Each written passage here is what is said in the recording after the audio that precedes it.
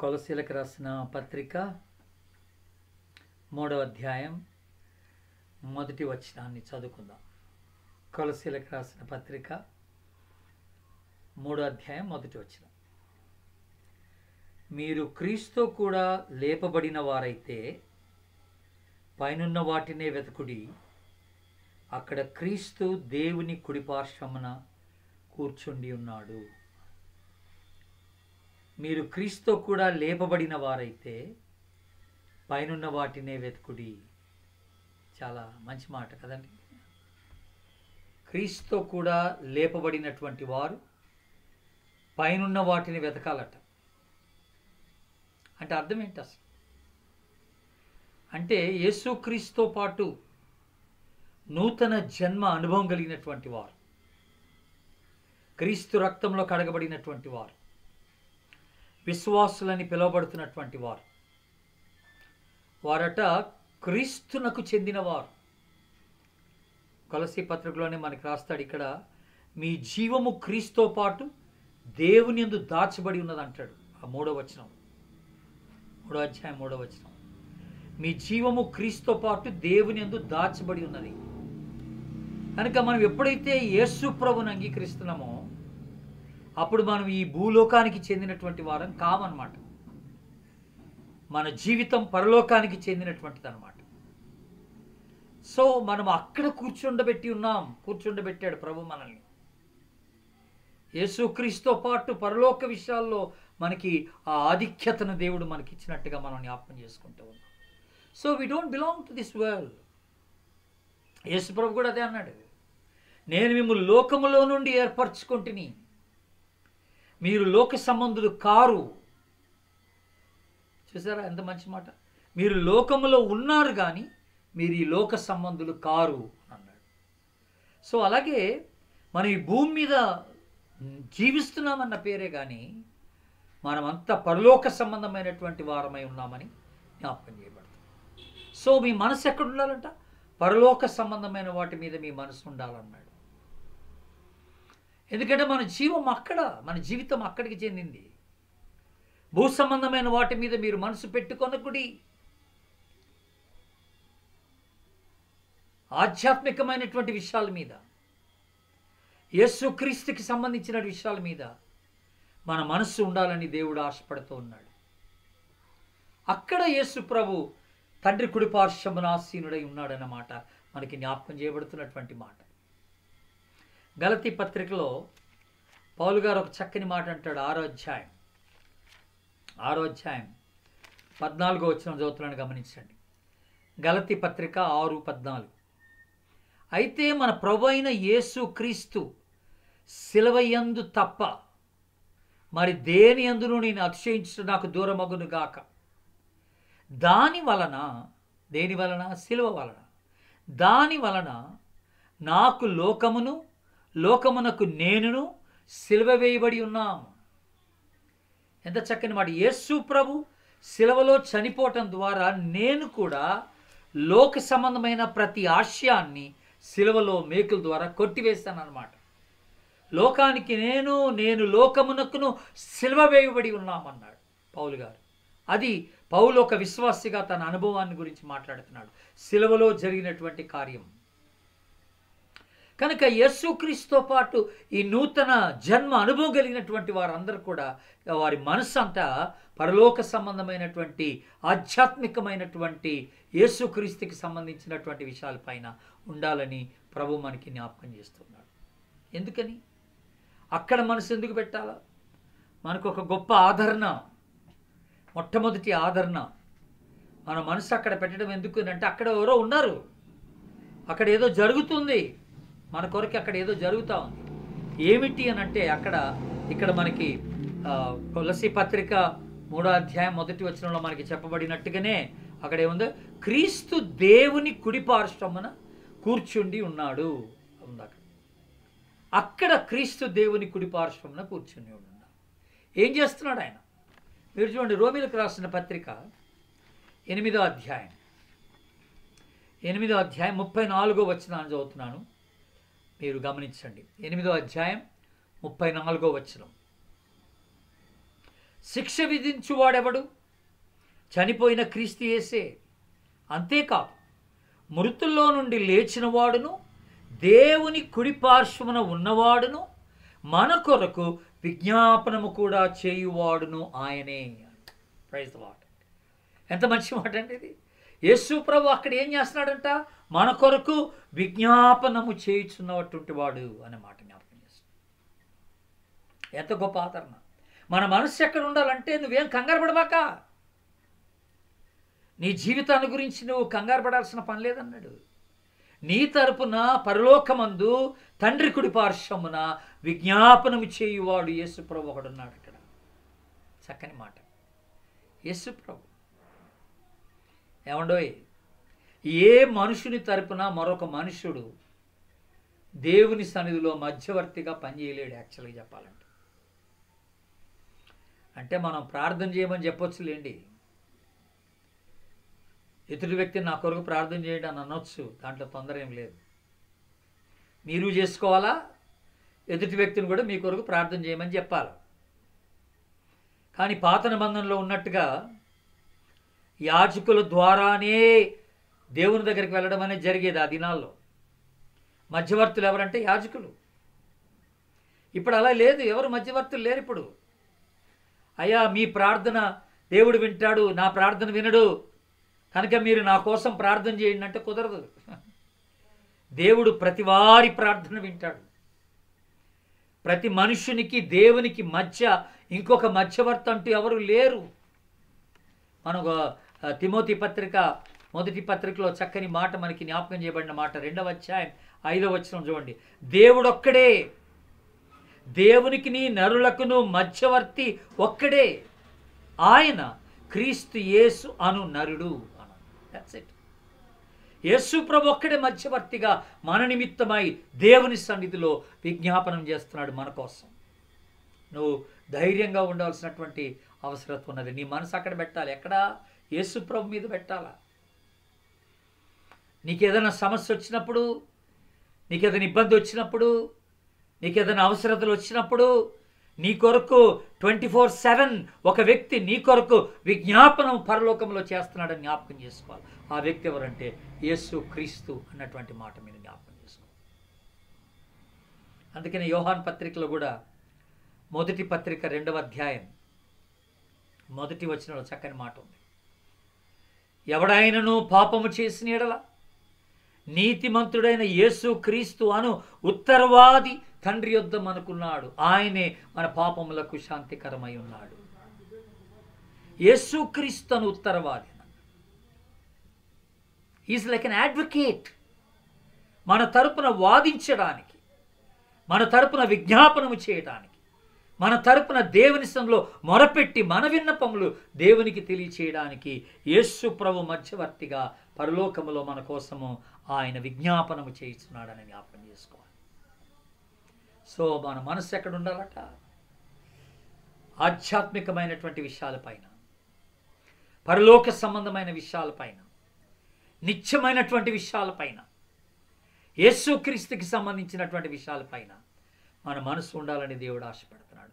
భూ సంబంధమైన వాటి మీద మీ మనస్సు పెట్టుకొనకుడి అని ఉంది ఇక్కడ. మీ మనస్సు పెట్టుకొనకుడి.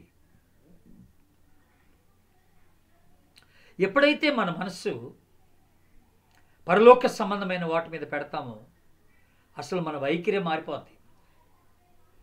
జీవితం పట్ల మన దృక్పథం మారిపోద్ది. మనము ఆధ్యాత్మికంగా ఎంతో ఎదగడానికి దోహదపడుతుంది అది. దేవుని బిడ్డలారు, దుప్పి నీటి వాగుల కొరకు ఆశపడుచున్నట్టు. కీర్తన 42. దేవా నీ కొరకు నా ప్రాణము తృష్ణగొనుచుందంటాడు కీర్తనాకారుడు. దావీదు మాట్లాడుతున్నాడు. దుప్పి నీటి వాగుల కొరకు ఆశపడుతున్నట్టు. కనుక నా మనస్సు నీ కోసమే. నేను ప్రభు సన్నిధిలో ఒక వరం అడిగి తిని అని అంటాడు. ఏమిటి అనంటే, నేను ఎల్లప్పుడూ నేను ప్రభు సన్నిధిలో ఉండి ఆయన యొక్క ముఖాన్ని నేను చూస్తూ ఆయన సన్నిధిలో ధ్యానిస్తూ నా జీవితకాలం అంతా గడపాలని నేను ఆశపడుతున్నాను. ఆయన ప్రసన్నత చూడాలని నేను ఆశపడుతున్నాను. Mind on spiritual things. ఆధ్యాత్మికమైనటువంటి విషయాలపైన విశ్వాసి మనస్సు పెట్టాలి. తుచ్చమైన, తాత్కాలికమైన, భూ సంబంధమైన, పాపభూయిష్టమైనటువంటి వాటిపైన మన మనసు పెట్టుకొనకూడదు అని ఉంది. మన మనసు దేని మీద ఉండాలా? ప్రార్థన మీద ఉండాలి. మన మనస్సు వాక్యం మీద ఉండాల. మన మనస్సు దేవుని బిడ్డల సహవాసం పైన ఉండాల. మన మనస్సు ప్రభు యొక్క ఆరాధన పైన ఉండాల. ప్రభు యొక్క మాటలపైన మన మనస్సు ఉండాల. ప్రభు విషయాలపైన మన మనస్సు ఉండాల. జనరల్గా ఒక సామెత చెప్తాం. అదేమిటంటే ఇంగ్లీష్లో చెప్తారు, people of heavenly mind are no earthly good అంటారు. పీపుల్ ఆఫ్ హెవెన్లీ మైండ్ అట ఆర్ నో ఎర్త్లీ యూజ్. ఎవరైతే పరలోక సంబంధమైనటువంటి మనస్సు కలిగి ఉంటారో వారు భూమి మీద పనికిరారట. అది సామెత. ఇప్పుడు నేను దాన్ని రివర్స్ చెప్పాలనుకుంటున్నా. సామెత, people of the worldly mind are no heavenly good, they are of no heavenly good. ఎవరైతే భూ సంబంధమైనటువంటి వాటి మీద మనస్సు పెట్టుకొని ఉంటారో వాళ్ళు పరలోక విషయాలకి పనికిరారు అనేటువంటి మాట మనం జ్ఞాపకం చేసుకోవాలి. పనికిరారు. కనుక మన మనసు ఎక్కడ ఉండాలా? పరలోక సంబంధమైన. నువ్వేమిటంటే యేసుక్రీస్తుతో పాటు నువ్వు లేపబడ్డావు. పాపములో నుండి, మరణములో నుండి, అతుచ్చమైన జీవితంలో నుండి, లోక సంబంధమైన జీవితంలో నుండి ప్రభు నిన్ను లేపాడు. కనుక నిన్ను అక్కడ కూర్చుండబెట్టాడు పరలోక విషయాల్లో. నీ మనసంతా పరలోక సంబంధమైన వాటి మీద ఉండాలని ప్రభు ఆశపడుతున్నాడు. ఒక 3 విషయాలు చెప్తాను ఈరోజు, లేకపోతే 4 విషయాలు చెప్తాను. పరలోక పైన విషయాలపైన మనసు పెట్టడం వల్ల జరిగేది ఏంటో చెప్తాను. మొట్టమొదటిగా పరలోక విషయాలపైన మన మనసు పెట్టినప్పుడు మొట్టమొదటిగా జరిగేది ఏంటంటే డబ్బు పట్ల, ఆస్తిపాస్తుల పట్ల, ఐశ్వర్యం పట్ల మన వైఖరి మారిపోద్దండి. It changes our attitudes towards money, towards the riches, towards the possession that we have, all or any other earthly gains that we have. మనకున్న భూ సంబంధమైనటువంటి ఈ వస్తుపరమైనటువంటి ఈ యొక్క ఆశీర్వాదాలపైన మనకి మనసు అంతగా ఉండదండి. ఆస్తి పైన, డబ్బు పైన మనకి మనసు అంతగా ఉండదని జ్ఞాపకం చేస్తున్నాడు. దురాశ అసలుకే ఉండదు. దురాశ అసలుకే ఉండదు. లూకా సువార్త ఒక బ్యూటిఫుల్ ఎగ్జాంపుల్ మీకు ఇక్కడ నేను చూపించాలని ఇష్టపడుతున్నాను. లూకా సువార్త 12వ అధ్యాయం 16 నుండి 21 వరకు ఉన్నటువంటి భాగం అంతా మనం అదంతా కూడా ఇప్పుడు వెంటనే చదవలేం లేదు కానీ, బట్ జస్ట్ కొన్ని మాటలు అక్కడ మీకు జ్ఞాపకం చేస్తాను. అక్కడ ఒక ధనవంతుని గురించిన ప్రస్తావన యేసుప్రభు చేశాడు. లూకా సువార్త 12వ అధ్యాయం 16 వచనం. ఒక ధనవంతుని భూమి సమృద్ధిగా పండెను. అప్పుడు అతడు, నా పంట సమకూర్చుకొనుటకు నాకు స్థలము చాలదు గనుక నేనేమి చేతునని తనలో తాను ఆలోచించుకొని, నేను ఇలాగు చేతును, నా కొట్లు విప్పి వాటికంటే గొప్ప వాటిని కట్టించి అందులో నా ధాన్యమంతటిని, నా ఆస్తిని సమకూర్చుకొని, నా ప్రాణముతో ప్రాణమా అనేక సంవత్సరముల కొరకు విస్తారమైనటువంటి ఆస్తి నీకు సమకూర్చబడి ఉన్నది, సుఖించుము, తినుము, త్రాగుము, సంతోషించుమని చెప్పుకుందును అనుకొనెను. Very beautiful plan. ఏమిటి ఈ ప్లాన్ అంటే? ఇక్కడ చదివిన ప్లాన్ ఏంటిది? ఇది రిటైర్మెంట్ ప్లాన్ అంటుంది. ఇక్కడ ఒక వ్యక్తిని మనం చూస్తున్నాం. ఈ వ్యక్తిలో చాలా మంచి లక్షణాలు ఉన్నాయి దేవుని బిడ్డల. ఇతడు ధనవంతుడు, కష్టపడి పనిచేసి తన పంటని అతడు అభివృద్ధి చేసుకున్నాడు. చాలా పంట సమృద్ధిగా వచ్చింది. అప్పుడు ఈ పంటను ఎక్కడ దాచిపెట్టాలో అర్థం కాలేదు. ఆలోచించాడు జాగ్రత్తగా.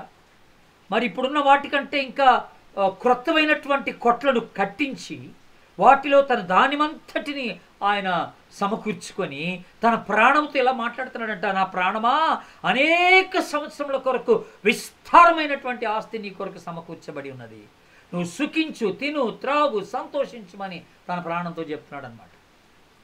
Very beautiful very beautiful retirement plan ఇదండి.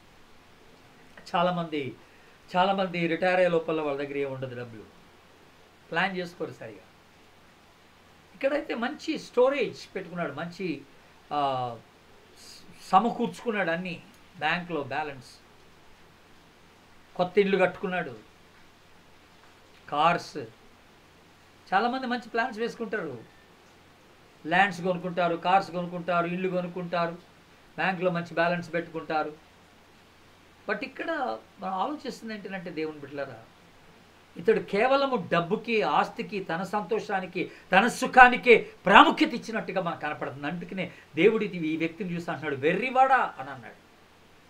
ఎంతో కష్టపడి పనిచేసిన వాడు, ధనవంతుడు, ఆలోచించి పనిచేసిన వాడు, మంచి ప్లాన్ చేసుకున్నాడు రిటైర్మెంట్ కోసం, అన్ని సమకూర్చి పెట్టుకున్నాడు.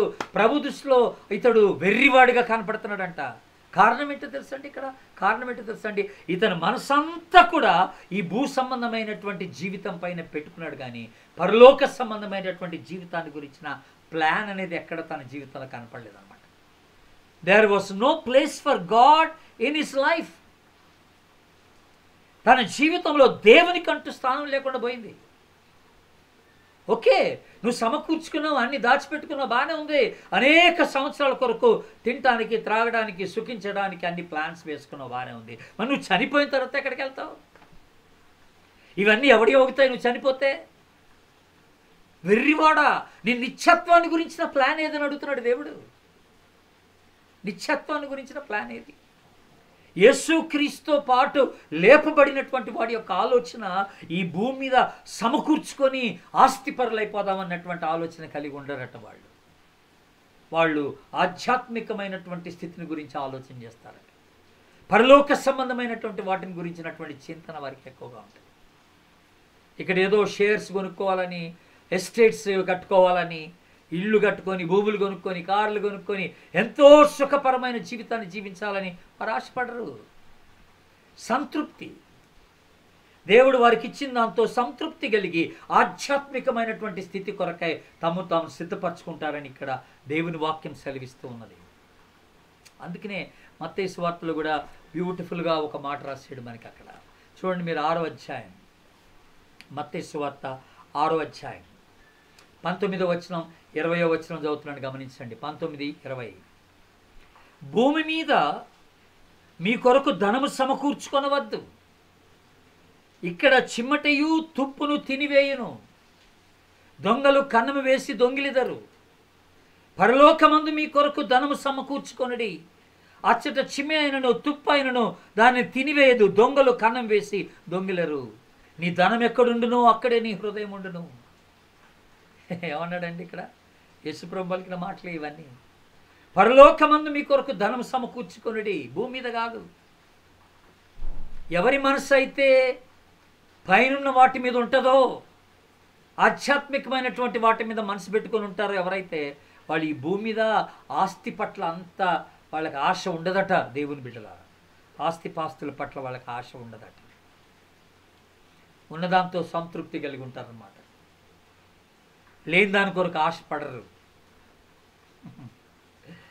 లేని దాని కొరకు ఆశపడి. ఇక్కడ ఏంటంటే మనం ఎంతసేపటికి కాంపిటీషన్ ఉంటుంది అనమాట. మనకి వి కంపేర్, ఎదుటి వ్యక్తితో మనం పోల్చుకొని చూసుకుంటూ ఉంటాం అన్నమాట. వాళ్ళకున్నది నాకున్నదా లేదా, నా దగ్గర ఉన్నది వాళ్ళ దగ్గర ఉందా, ఏది నాకు కొదువైంది, ఇట్లాంటివన్నీ ఆలోచిస్తాం అన్నమాట. ఎప్పుడైతే నువ్వు ఎదుటి వ్యక్తిని చూసి పోల్చుకుంటున్నావో అప్పుడు అసంతృప్తి అనేది వచ్చేస్తుంది నీ జీవితాన్ని. అర్థమవుతుందా దేవుని? ఒక మంచి ఎగ్జాంపుల్ చెప్తాను వినండి. మన యొక్క జీవితం ఈ భూమి మీద ఎలాంటిదంటే, ఒక డ్రామాలో స్టేజ్ మీద యాక్ట్ చేసేటువంటి యాక్టర్స్ లాంటిదన్నమాట. జాగ్రత్త వినాలి. ఒక డ్రామాలో స్టేజ్ మీద యాక్ట్ చేసేటువంటి యాక్టర్ల లాంటిదంట మన జీవితం ఇక్కడ. ఎందుకని? మీరు కొన్ని డ్రామాలు చూసుంటారు డెఫినెట్గా. ఉదాహరణకు ఒకడు రాజు వేషం వేసుకుంటాడు డ్రామాలో, రాజుగారు లాగా మంచి కిరీటం పెట్టుకొని మంచి ఖరీదైన వస్త్రాలు, మెరుస్తున్న వస్త్రాలు ధరించుకొని ఆ స్టేజ్ మీద నిలబడి గంభీరంగా ఛాతి విరిచి మాట్లాడతాడు అనమాట. రాజుగారిలాగా ప్రవర్తిస్తాడు. అలాగే మరొకడు అధికమైనటువంటి పేదవాడు, చాలా కఠిన పేద దశలో ఉన్నటువంటి ఒక వ్యక్తి కనపడతాడు స్టేజ్ మీద. అతడు రోల్ ఏంటంటే, వాని పాత్ర ఏంటంటే పేదవాని పాత్ర. సో చినిగిపోయిన బట్టలు, మురిగ్గా కనపడుతూ, బలహీనంగా కనపడుతూ, తలగుడు దూకోకుండా కండు లోపలికి వెళ్ళి ఒక పేదవాని గెటప్లో వాడు కనపడతాడు స్టేజ్ మీద. వాళ్ళిద్దరూ డ్రామా వేస్తున్నారు. ఒకడేమో రాజుగారిలాగా, ఒకడేమో పేదవాడిలాగా డ్రామా వేస్తున్నారు. డ్రామా అంతా అయిపోయింది అనుకోండి. ఆ యాక్టింగ్ అయిపోయిన తర్వాత ఏం చేస్తారు వీళ్ళిద్దరు? స్టేజ్ వెనక్కి వెళ్తారు. స్టేజ్ వెనక్కి వెళ్ళి ఆ బట్టలు విప్పేస్తారు, ఆ డ్రెస్ విప్పేస్తారు. వాడేమో రాజుగారి డ్రెస్ ఇప్పేస్తాడు, వీడేమో భిక్షగాని డ్రెస్ ఇప్పేస్తాడు. ఇప్పేసి వాళ్ళు ఒరిజినల్ డ్రెస్ వేసుకుంటారు. వాళ్ళు అసలు ఏమై ఉన్నారో అది వేసుకుంటారు. ఆ డ్రెస్ వేసుకొని వాళ్ళు బయటకు వస్తారు దేవుని బిడ్డలు. ఇప్పుడు అర్థమవుతుందా నీకు? సో అసలు యాక్చువల్గా వాళ్ళు ఎవరంటే, వాళ్ళు స్టేజ్ మీద ఉన్నటువంటి వాళ్ళు కాదు. వాళ్ళు బయటకు వచ్చినప్పుడు, బ్యాక్ స్టేజ్కి వచ్చినప్పుడు వాళ్ళు యాక్చువల్గా వాళ్ళ డ్రెస్ వేసుకొని వాళ్ళు బయట కనపడతారు. చూసారా? అసలైనటువంటి వాళ్ళు అన్నమాట. స్టేజ్ మీద జరిగింది ఏంటి? యాక్టింగ్. అలాగే ఈ భూమి మీద మనం ఎంతకాలం బ్రతికినా ఇక్కడ యాక్టర్స్ అన్నమాట మనంతా. నువ్వు ఒకరిలాగా ఉండాలనుకుంటావు, అది యాక్టింగే. నువ్వు ఒకరిలాగా ప్రవర్తించాలా, వాళ్ళలాగా నీ ఆస్తి కలిగి ఉండాలా, నేను అది కలిగి ఉండాలి, ఇది కలిగి ఉండాలా, ఇలా ఉండాలి నా జీవితం అని నువ్వెన్నో ప్రయత్నాలు చేసి ఎంతో ప్రయాసపడుతుంటావు. ఏంటంటే ఇదంతా యాక్టింగ్ అనమాట. నీ యాక్చువల్ లైఫ్ ఏంటంటే, నువ్వు చనిపోయిన తర్వాత దేవుని దగ్గర నువ్వు ఎలా కనపడుతున్నావు, అది యాక్చువల్ లైఫ్ అనమాట. నీ యాక్చువల్ లైఫ్ అది స్టేజ్ బయట. ఇప్పుడు అంతా స్టేజ్ మీద ఉన్నావు, ఇది టెంపరీ. స్టేజ్ మీద తాత్కాలికమైన జీవితం, తాత్కాలికమైన వేషం ఇది. మన అస్సలు లైఫ్ పరలోకమందు. నీ జీవము క్రీస్తుతో పాటు దేవుని యందు దాచబడి ఉన్నదన్నాడు. నా లైఫ్ అక్కడుంది. నిత్యత్వంలో నేను ఏమై ఉన్నానో అది నా యాక్చువల్ లైఫ్ అన్నమాట. సో ఎవరైతే పరలోక సంబంధమైన వాటి మీద మనసు పెట్టుకుంటారో వాళ్ళకట ఈ భూమి మీద ఆస్తిపాస్తుల పైన వాళ్ళకి అంత ఆశ ఉండదని జ్ఞాపకం చేస్తాం. వాళ్ళ వైఖరి వేరుగా ఉంటుంది. అత్యాశ ఉండదు, దురాశ ఉండదు, స్వార్థం ఉండదు. దేవుని బిడ్డలారా గమనించండి. వాళ్ళు తగిన దాంతో తృప్తి కలిగి సంతోషంగా ఉండటానికి వాళ్ళు ప్రయత్నం చేస్తారు. This the first thing. ఇది ఫస్ట్ థింగ్. రెండవది, ఎవరి మనస్సు అయితే పరలోక సంబంధమైన వాటి మీద ఉంటుందో వాళ్ళకి దేవుడు ఆ ప్రతికూలమైన పరిస్థితుల్లో, శ్రమల్లో, కష్టాల్లో అధికమైనటువంటి శక్తిని ఇస్తాడు. శ్రమల్లో శక్తి పొందుకుంటారు వాళ్ళు, శ్రమల్లో ఆదరణ పొందుకుంటారు వాళ్ళు శ్రమల్ని సహిస్తారు. వాళ్ళు those who are heavenly minded will endure every kind of hardship and suffering.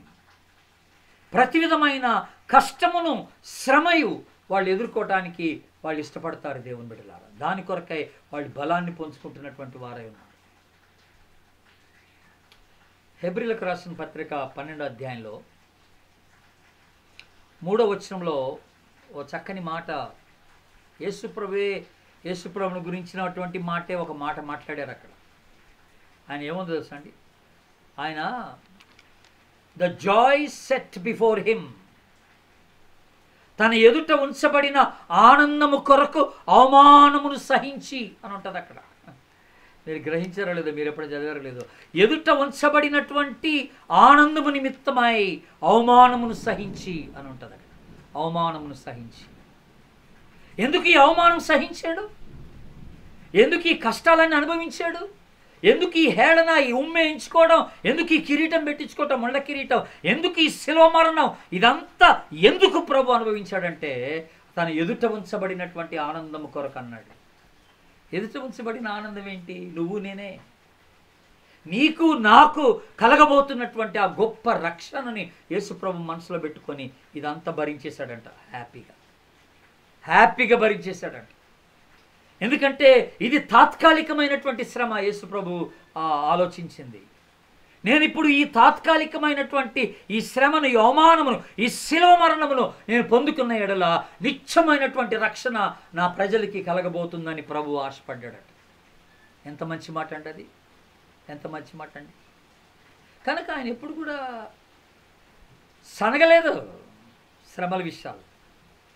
మనము శ్రమలు వచ్చినప్పుడు సనిగేస్తాం, గొనిగేస్తాం. నానా గుర్తుపెట్టుకోండి, ఈ శ్రమలన్నీ కూడా తాత్కాలికం. కొరింథీయులకు రాసిన 2వ పత్రిక ఒక మంచి మాట మీకు జ్ఞాపకం చేస్తాను. కొరింథీయులకు రాసిన 2వ పత్రిక 4వ అధ్యాయం. 4వ అధ్యాయంలో నేను 17-18 వచ్చిన చదువుతున్నాను, గమనించండి. 17-18.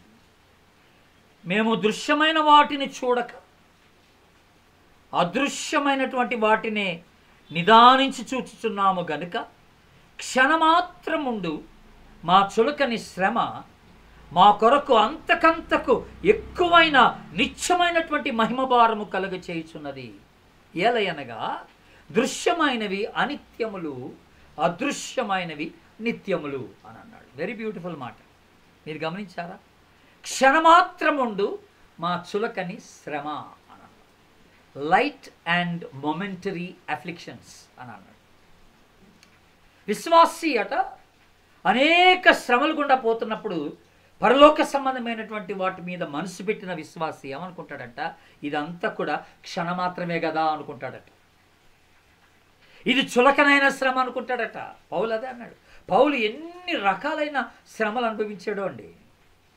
2 కొరింథీలోనే మనకి 11వ అధ్యాయం 23 నుంచి 28 వరకు మీరు చదివితే ఓ పెద్ద లిస్ట్ ఆయన అనుభవించినటువంటి శ్రమలు. అవన్నీ యాడ్ చేసుకుని చివరికి ఈజ్ ఈక్వల్ టు ఆయన అంటున్న మాట ఏంటంటే చులకనైన శ్రమ అని దానికి ఒక కంక్లూషన్ ఇచ్చేస్తున్నాడు. చులకనైన శ్రమ, క్షణమాత్రం ఉండే శ్రమ అని అన్నాడు. పెద్ద శ్రమలు పెద్దగా పట్టించుకోడు విశ్వాసి. పరలోక సంబంధమైన మనసు, నేను ఒక దినాన్న ప్రభు దగ్గరికి వెళ్ళిపోతున్నాను, ప్రభు సన్నిధిలో ఉంటాను, అక్కడ నాకు వేదన అయినను, దుఃఖమైనను, శ్రమ అయినను, వ్యాధి అయినను, మరణమైనను ఇక అక్కడ ఉండదు అన్నటువంటి ఆ నిరీక్షణ కలిగినటువంటి వాడట సంతోషముతో ఇక్కడ శ్రమలు అనుభవించడానికి, ఎదుర్కోవడానికి ఇష్టపడతాడు అనేటువంటి మాట మనం జ్ఞాపకం చేసుకుంటాం. మన మైండ్ అంతా కూడా అదృశ్యమైనటువంటి వాటి మీద ఉండాలి. ఎందుకు అదృశ్యమైనటువంటివి నిత్యములు అన్నాడు. దృశ్యమైనటువంటిది ఏదైతే ఉన్నదో అది అనిత్యములు అని అన్నాడు.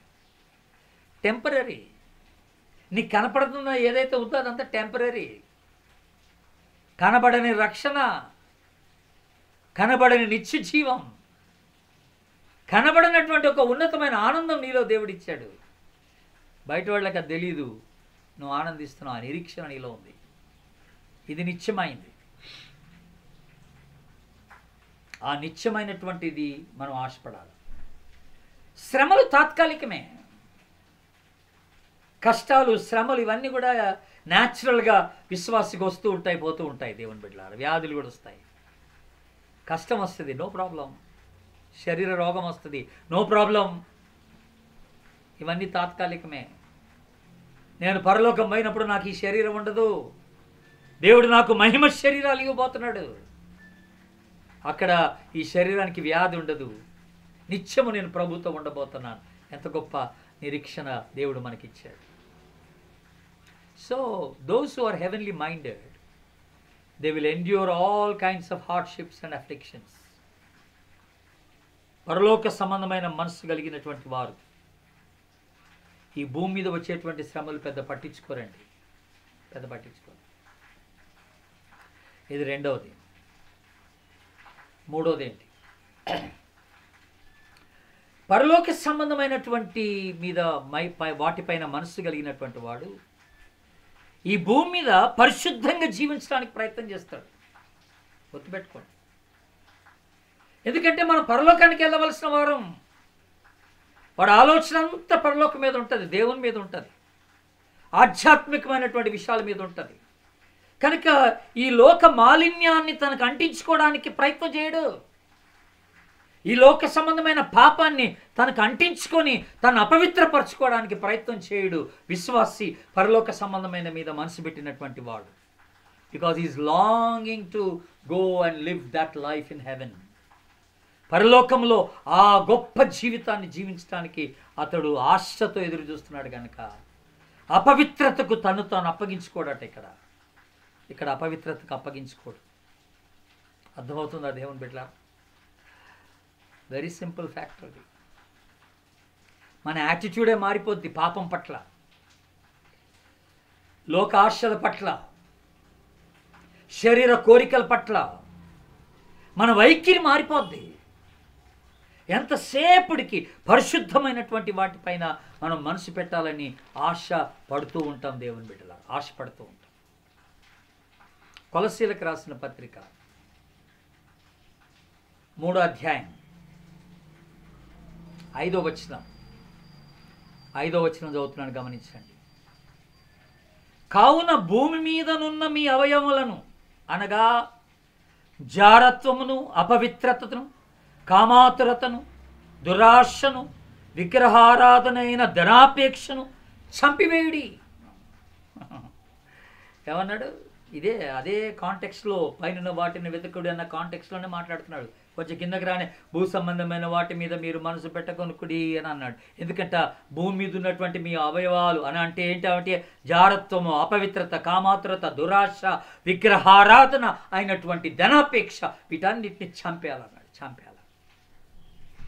అంటే పరలోక సంబంధమైన వాటి మీద మనసు పెట్టుకునేవాడు పాపం పైన దృష్టి ఉంచాడనమాట. అది సంగతి. పాపాన్ని చంపేస్తాడు. ఇక్కడ పాపాన్ని అసహించుకుంటాడు, పాపాన్ని ద్వేషిస్తాడు, పాపాన్ని చూడటానికి ఇష్టపడ్డు. అందుకనే దాన్ని చంపేస్తాడట. ఏదైతే భూ సంబంధమైందో దాన్ని చంపి పడేస్తాడు. తను తాను అపవిత్రపరచుకోవడానికి ఇష్టపడడం అన్నమాట. మాలిన్యమును తనకు అంటించుకోడు అనే మాట మనం జ్ఞాపకం చేసుకుంటాం. అందుకనే పౌలు కూడా తిమోతికి రాస్తూ నువ్వు యవనేచ్ఛల నుండి పారిపోమంటాడు. ప్రార్థన చేయి వారితో, చక్కని మాట మాట్లాడతాడు. ప్రార్థన చేయి వారితో కూడా నీవు నీతిని, విశ్వాసమును, ప్రేమను, సమాధానమును వెంటాడుమని అంటాడు. వీటి కొరకు ప్రయాసం, నీతి కొరకు, ప్రేమ కొరకు, విశ్వాసము కొరకై విశ్వాస్యట తాపత్రపడతాడట. దేవుని బిడ్డలారా, పరలోక సంబంధమైనటువంటి వాటిపైన మనసు పెట్టినటువంటి వాడు.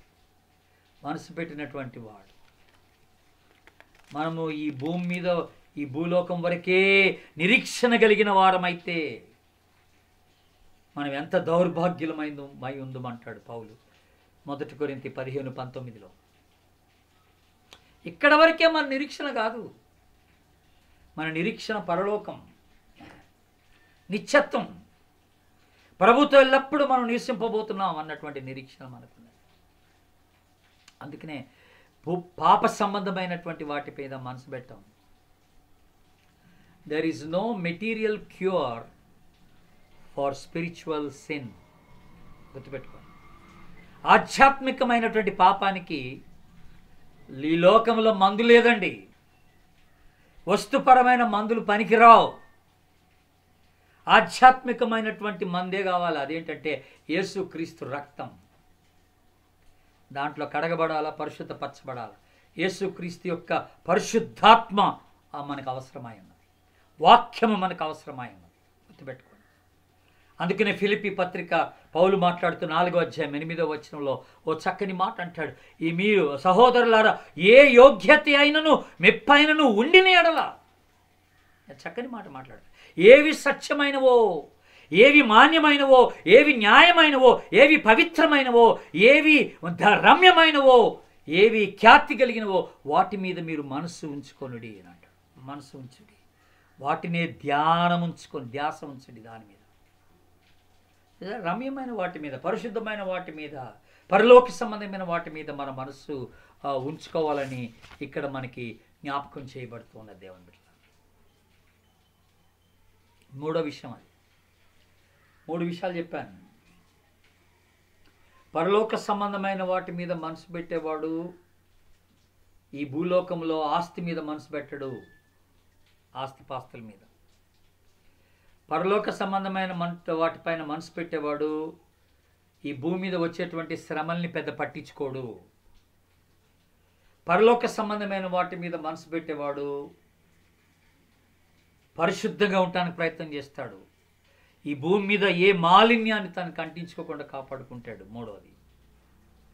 4వది ఫైనల్గా పైనున్న వాటి మీద, పరలోక సంబంధమైన వాటి మీద మనసు పెట్టేవాడు ఏం చేస్తాడంటే దేవుని రాజ్య ఉద్దేశాల్ని ఈ భూమి మీద నెరవేర్చడానికి ప్రయత్నం చేస్తాడు. He will try to fulfil God's kingdom purposes on this earth. అతన్ని అలాగ మోటివేట్ చేస్తుంది అనమాట ఆ మనస్సు. దేవుని యొక్క కార్యక్రమాలపైన, పరలోక సంబంధమైన వాటిపైన మనసు పెట్టినట్లుగా అతన్ని ప్రేరేపిస్తాట దేవుని బిడ్డలా, ప్రేరేపిస్తాడు. చూస్తారా? అంటే దేవుని యొక్క రాజ్య విస్తీర్ణత కొరకు మనం ప్రయాసపడతాం అన్నమాట. పరలోక విషయాల మీద మనసు పెట్టేవాడు దేవుని రాజ్యం కొరకు ప్రయాసపడతాడు. గుర్తుపెట్టుకోండి. బూదిగంతముల వరకు నేను నీకు కలుగ చేసిన రక్షణకు నీవు సాధనమై ఉన్నావు అన్నాడు ప్రభు. యెషయా 49:6. నేను నీకు కలగజేసిన రక్షణకు నువ్వు సాధనమై ఉన్నావు అంటే అర్థం ఏంటి? నీ ద్వారా ఈ రక్షణ సువార్త ఈ భూమి మీద నలుదిశలా ప్రకటింపబడవలను. You have a purpose, you have a goal, you have a plan, you have a business on this earth for God. దేవుని కొరకు ఈ భూమి మీద నీకంటూ ఒక పని ఉంది. దేవుని రాజ్య సువార్తను ప్రకటించాల్సినటువంటి పని ఒకటి ఉంది. పరలోక సంబంధమైన విషయాల మీద ఆశ పెట్టుకున్నవాడు, మనసు పెట్టుకున్నవాడు దేవుని రాజ్య సువార్తని విస్తారంగా ఇక్కడ ప్రకటించడానికి ఇష్టపడతాడట. చక్కని మాట కదండి, చక్కని మాట. పౌలు గారు కొరింథీ పత్రిక 2వ పత్రిక 5వ అధ్యాయం 8-9 వచనాల్లో చక్కని మాట అన్నాడు. ఇట్లు ధైర్యము కలిగి ఈ దేహమును విడిచిపెట్టి ప్రభువునొద్ద ఉండుటకు నివసించుటకు మేము ఇష్టపడుచున్నాము. కావున దేహమందున్నను దేహమును విడిచినను ఆయనకి ఇష్టలమై ఉండవలనని మిగుల అపేక్షించుచున్నాం. What a commitment! ఎంత చక్కని ఆలోచన అండి. ఈ దేహమును విడిచి ప్రభుతో ఉండటానికి ఇష్టపడుతున్నాం. మా మనసు అంతా అక్కడే ఉందండి బాబు, మనసు అంతా అక్కడే ఉంది. అందుకనే ఇక్కడ ఏం చేసినా ప్రభుకి ఇష్టమై ఉండినట్లుగా ప్రయాసపడుతున్నాం. ఆయనకి ఇష్టమైంది చేయాలని, దేవుని రాజ్య సువార్త ప్రకటించడం ఆయనకి ఇష్టం. ప్రజల్ని ప్రభు దగ్గర నడిపించుట, ఆత్మని సంపాదించుట ప్రభుకి ఇష్టమైనటువంటి పని. ఇదిగో దేవుని రాజ్యము సమీపించినది, సువార్తను నమ్ముడని యేసుప్రభు బయలుదేరినాడు చెప్పుకుంటా. అదే పని మనం చేయాలని యేసుప్రభు ఆశపడుతున్నాడు ఈ రోజున. ప్రభు విషయమైన భయం నెరిగి మేము మనుషులను ప్రేరేపించుతున్నామన్నాడు పౌలు 2 కొరింథీ 5:11. ప్రభు విషయమైనటువంటి భయం నెరిగి మేము మనుషులను ప్రేరేపించుతున్నాం. ఒక దినాన ఆయన ఎదుట నిలబడవలసిన వారమని మాకు తెలుసు. దేవునికి లెక్కప్ప చెప్పవలసిన వారమని మాకు తెలుసు. మా జీవం అక్కడున్నది, మేము అక్కడి వారం, ఇక్కడ వారం కాదు. మేము ఇక్కడ కేవలం యాత్రికులు మాత్రమే. యాత్రికులం. ఇక్కడ కొద్ది కాలం పాటు ఇక్కడ ఉండి ఆ తర్వాత అస్సలైనటువంటి మా స్థలానికి, మా యొక్క స్వగృహానికి మేము వెళ్ళిపోతున్నాం.